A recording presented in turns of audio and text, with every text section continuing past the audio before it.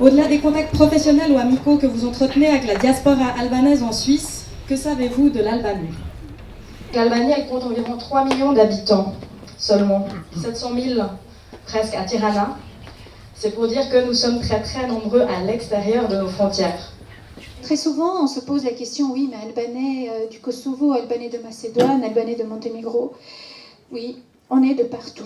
La langue est la même, la culture est la même, l'histoire est la même, les costumes traditionnels sont les mêmes, les plats que vous allez savourer tout à l'heure sont les mêmes. On partage tout parce qu'on est du même tronc. Quand on parle d'Albanie, on parle du pays auquel s'identifient 350 000 Albanais en Suisse, indépendamment du pays d'origine, Kosovo, Macédoine, Monténégro ou République d'Albanie. Je pense qu'on a cousu l'Albanie dans différentes coutures qui n'étaient pas vraiment valorisantes pour elle. Et nous, on a voulu donner toutes les coutures positives, négatives, sous toutes les couleurs, historiques, touristiques, économiques et culturelles surtout. Mes amis sont tous partis vers le monde. La patrie était petite, mais le monde aussi. Le monde est trop petit pour les rêves que nous avons. J'ai commencé à écrire à l'âge de 7 ans parce que je suis fille d'écrivain et je suis née dans une maison pleine de livres. Sur 4 Albanais, 3 publient des poèmes. L'Albanie est un pays très poétique, un pays où les gens rêvent beaucoup. Pendant les 50 ans du communisme, il y a eu beaucoup de choses qui ont été détruites et comme l'homme ne pouvait pas s'enrichir, alors il s'est retourné vers la culture. La plus grande part est bien intégrée, mais il y a encore beaucoup à faire, surtout pour faire face aux clichés du passé. Je suis très heureux de la participation, en particulier des Suisses qui étaient présents ici. On a essayé de présenter l'Albanie, de changer un petit peu l'image et les clichés qui quelquefois existent, pas seulement ici en Suisse, mais dans l'Europe entière. C'est une communauté assez forte. La diaspora albanaise venant de l'Albanie, c'est très peu nombreuse. Ils sont seulement 1600, mais il y a plus de 250 000 Albanais de Kosovo et de Macédoine. Alors en fait, la fondation Octopus, qui est une fondation qui aide à l'exploration marine, elle a pour but d'aller explorer des zones qui sont peu connues, avec peu d'informations, et d'aider des scientifiques à mieux étudier des espèces marines, soit vivantes, soit des sites archéologiques sous-marins.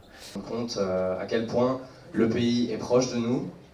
Moi, ce à quoi je ne m'attendais pas en allant explorer les côtes de l'Albanie, clairement, c'est la richesse historique, archéologique, même qu'on trouve dans les fonds marins, à la fois antique, à la fois Deuxième Guerre mondiale, à la fois guerre froide.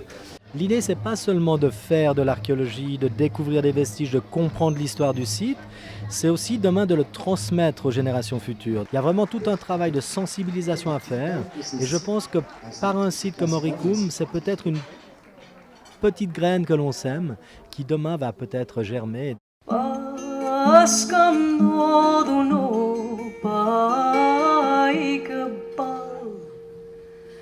Gjithë prej hallit të preve sikletit mu baborç me dal me tret mora rrugët. L'Albanie, c'est pour tout le monde, c'est selon ses envies. Donc il y a de la montagne, dans le nord vers Valbonne, on peut se trouver comme dans des paysages valaisans. Il y a beaucoup de rivières, beaucoup de lacs. On peut faire du kayak, du rafting, on peut faire de la randonnée, on peut faire des balades à cheval. Après, il y a des villes patrimoine mondial de l'UNESCO, donc c'est vraiment histoire. Il y a de la culture, parce qu'il y a de la culture qui est encore là.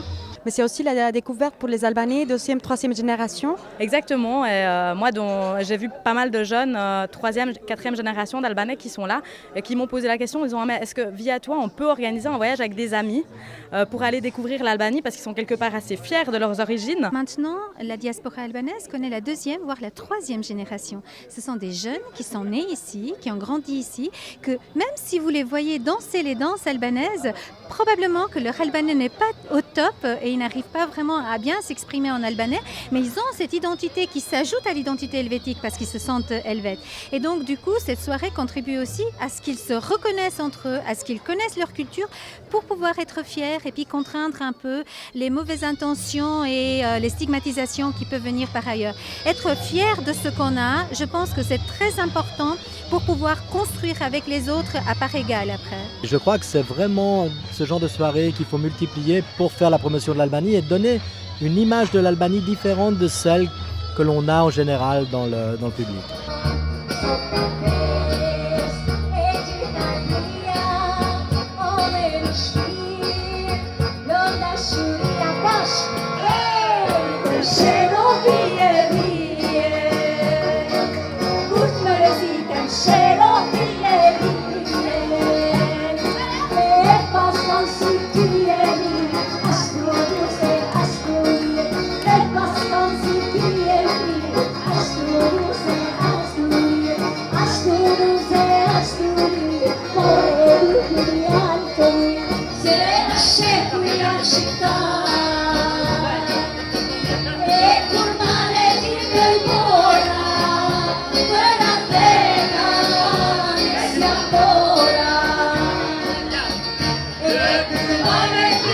Oh